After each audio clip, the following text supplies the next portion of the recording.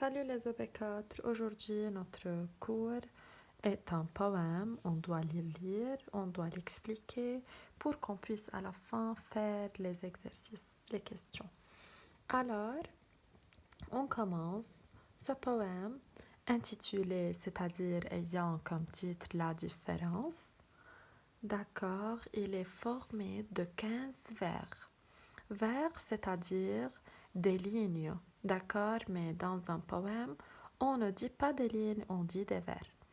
Alors, ce poème est formé de 15 vers.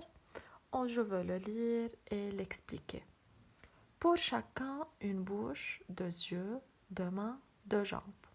Rien ne ressemble plus à un homme qu'à notre homme. Alors, dans ces 4 premiers vers, on est en train de dire les ressemblances entre les hommes. Alors, tous les hommes se ressemblent. Alors, il ne faut pas ni se moquer des autres, ni les traiter d'une mauvaise façon. Je continue. Alors, entre la bouche qui blesse et la bouche qui console, entre les yeux qui condamnent et les yeux qui éclairent, entre les mains qui donnent et les mains qui dépouillent, entre les pas sans trace et les pas qui nous guident, où est la différence, la mystérieuse différence?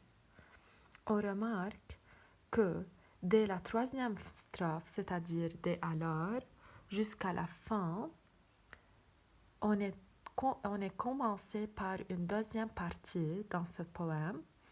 On est maintenant en train de dire les différences entre une bonne personne et une mauvaise personne.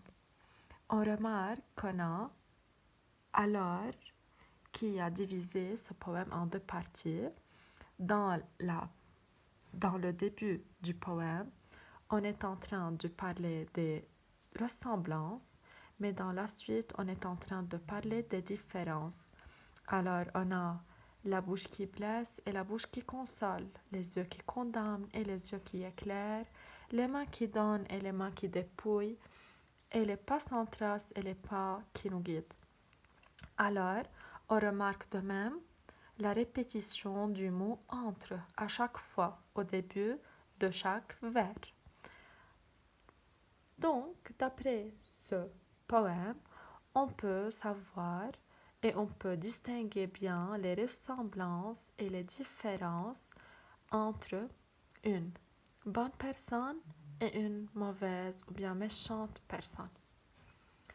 Alors, c'est à vous, mes chers, maintenant de faire les questions.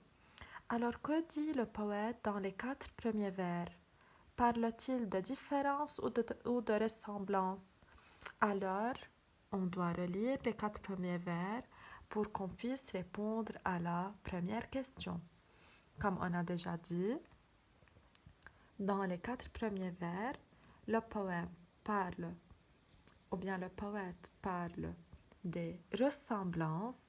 Tous les hommes se ressemblent, tout le monde a une bouche, deux yeux, deux mains, deux jambes, alors on se ressemble, alors personne n'est supérieur à l'autre. Combien de phrases y a-t-il de alors à différence?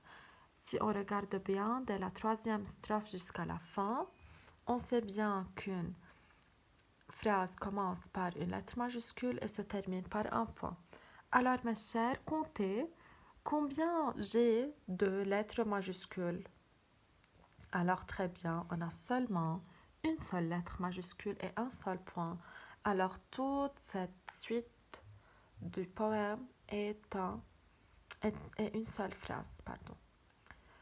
Maintenant, quel mot se répète 4 fois au début de vers, en début des vers?